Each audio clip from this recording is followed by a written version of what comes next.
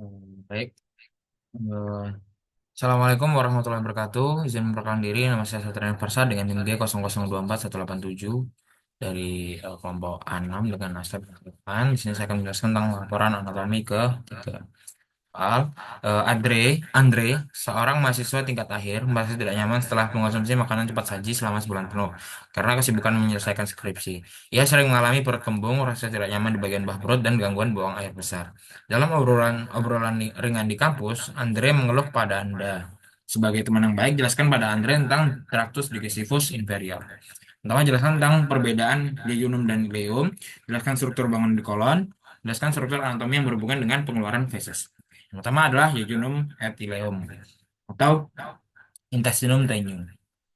Oke, yang pertama ini adalah letaknya. Jadi letak dari jejunum dan ileum di sini kita bisa lihat. Jadi untuk jejunum itu lebih banyak di bagian kuadran kiri, kuadran atas kiri, dan ileum itu lebih banyak di bagian kuadran atas, kuadran bawah kanan.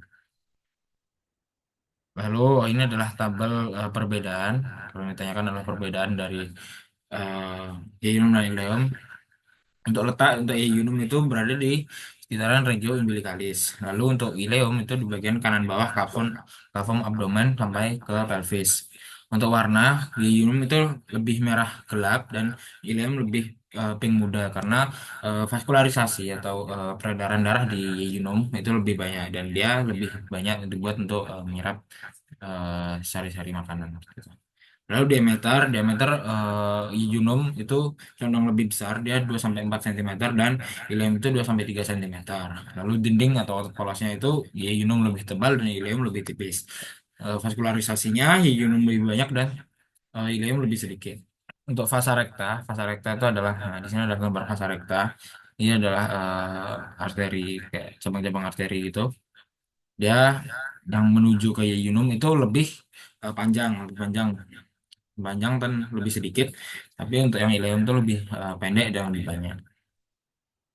Lalu ada arkade dari Yunum itu hanya 1 sampai 2 tingkat, karena yang lebih panjang adalah rektanya, sementara arkade dari ileum itu bersusun-susun dan lebih kompleks karena dia si fasa rektanya itu lebih sedikit, lebih pendek, gitu.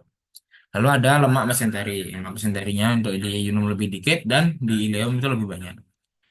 Plica circularis dia untuk ileum besar, tinggi dan rapat, sementara untuk ileum itu lebih sedikit dan lebih jarang-jarang, bahkan tidak ada di bagian distal. Lalu plak pairnya untuk di ileum itu hanya beberapa, sementara plak pair di ileum itu banyak, gitu. Ini bisa lihat perbedaannya, dia lebih besar, untuk ileum lebih kecil, vasa recta dan arkadenya lebih terlihat perbedaannya, gitu ya. Ini itu, lalu kita berlanjut ke bagian sekum. Untuk sekum sendiri sendiri tergolong atau termasuk di bagian intestinum crassum.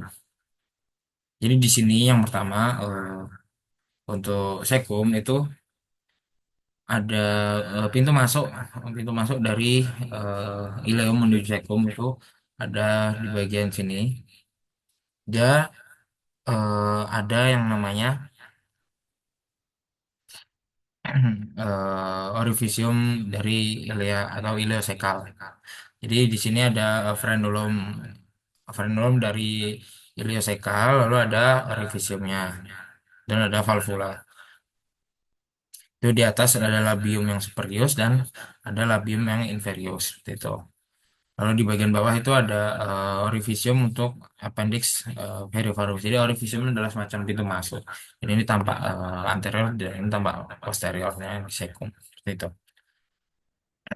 Dari sekum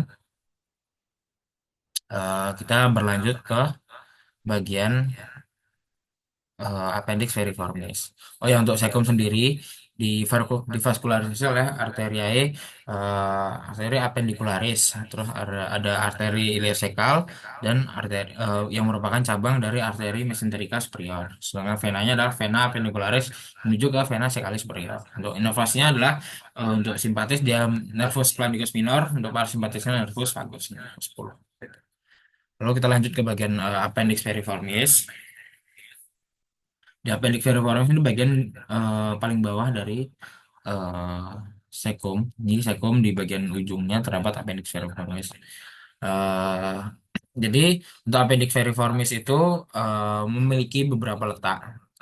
Memiliki beberapa sebelum ke letak. Jadi di appendix veriformis itu bisa terbagi jadi dua pencitraan atau dua perkiraan untuk letaknya sendiri. Jadi dia menurut Monroe Picter itu yang pertama eh, diukur dari garis umbilikus menuju ke sias yang sebelah dekstra. Nah, setelah ditarik garis, nanti sepertiga bagian lateralnya itu adalah titik yang disebut namanya McBurney. McBurney ini adalah perkiraan dari titik si appendix pericornisnya. Seperti itu. Sedangkan ada kisaran kedua yaitu menurut Lance, jadi diukur dari sias sinistra ke sias dextra, lalu diambil 1/6 bagian paling lateral dextra, itu kita bisa mendapatkan yang namanya Lance point. Gitu. Lalu letak atau arah dari appendix veriformis ini bermacam-macam. Yang pertama ada retrosekal atau di belakang dari sekalnya ada. Lalu ada pos dan pre-ilialis. Pre-ilial dan post-ilial itu di belakang atau sebelum ilial dan setelah ilial. Lalu ada pelvic atau pelvicum itu yang mengarah ke pelvis. Lalu ada subsekal. Subsekal itu berarti di bawah dari sekalnya.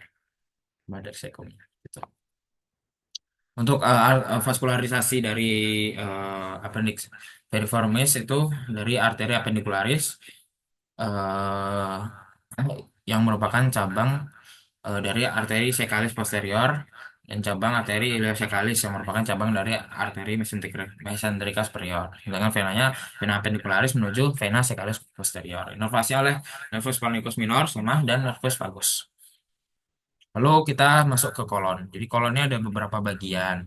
Yang pertama adalah bagian ascendens. Kolon ascendens ini yang setelah sekund. Kolon ascendens dia berjalan ke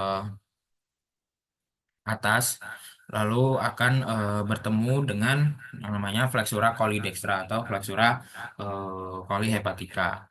Lalu berlanjut ke bagian tengah, setelah flexura coli-dextra dia berjalan transversal, makanya dinamakan kolon transversum. Dan kolon transversum akan berbelok lagi membentuk suatu flexura yang namanya flexura coli sinistra atau flexura linealis. Lalu turun ke bawah melalui kolon descendens. Jadi ascendens itu naik, kolon descendens itu turun, dia ke sigmoid.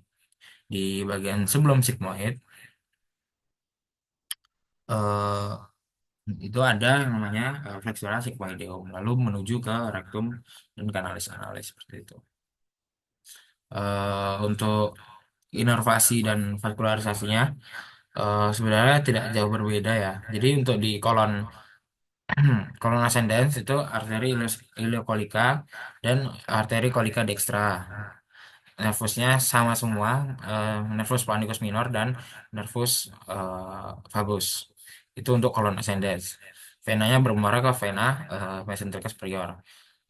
Untuk kolon transversum, nah di sini terjadi perbedaan ya, terjadi perubahan. Untuk vaskularisasi dari 2/3 proksimal, dia arteri kolika media, cabang arteri mesenterika superior, sepertiga distalnya arteri kolika sinistra, cabang arteri mesenterika inferior. Jadi ada pergantian di bagian 2/3 proksimal dan sepertiga distalnya.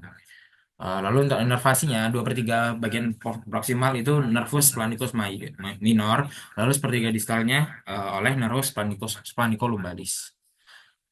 Untuk parasimpatisnya 2/3 proximal itu nervus vagus, sementara sepertiga distalnya splanchni pelvici. Lalu terus ke kolon descendens, nah ini udah mulai sama sama yang sepertiga distal tadi. Colica nitra, dari sigmoid, lalu nervusnya nervus splanicolumbalis, dan parasimpatisnya splanchni pelvici. Oke, baik itu. Mungkin ini ada bagian-bagian dari kolon, bagian dalam dan bagian luar. Jadi ada struktur untuk keseluruhan kolon itu ada beberapa struktur yang bisa terlihat. Jadi di sini ada haustra atau semacam eh, bukit-bukitnya itu dinamakan haustra. Lalu ada cekungan-cekungannya dinamakan incisura dan ada di sini semacam lemak itu mental appendices. Sini. Lalu di bagian dalam itu ada plica semilunaris, dan ada tenia tania.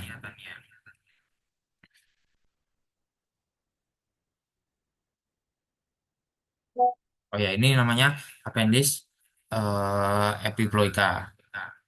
Lalu ada tenia coli. Tenia coli ini berbeda-beda ya. Jadi ada yang di lateral dan ada yang di medial. Oke, yang kita lihat ini untuk gambaran nervasnya tadi ada arteria sigmoid, ada kolika sinistra, kolika dextra, iliokolika, dan lain-lain. Lalu kita ke bagian rektum dan analis kanalis. Ini adalah rektum proprium. Jadi ada beberapa struktur di rektum eh yang tadi, oh ini masih terlihat. Itu ada kanalis analis, ada flexura sah. Jadi di rektum itu ada dua flexura, ada flexura sakralis itu yang melewati sakral, melewati sakrum di bagian belakang.